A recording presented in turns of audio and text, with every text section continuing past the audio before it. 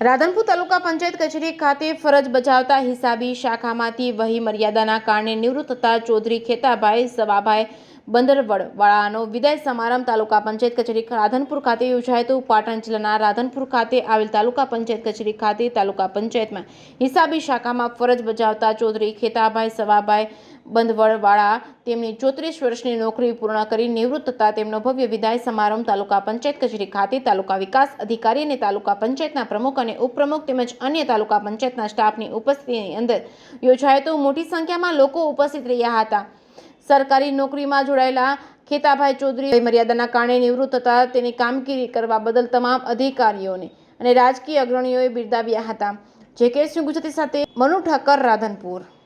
મારું નામ ચૌધરી ખેતાભાઈ સવાભાઈ બંધવડ વતન છે અને હું 1989થી સરકારી નોકરીમાં જોડાયેલો અને આજે 30/6/2024ના રોજ નિવૃત્ત થયેલો।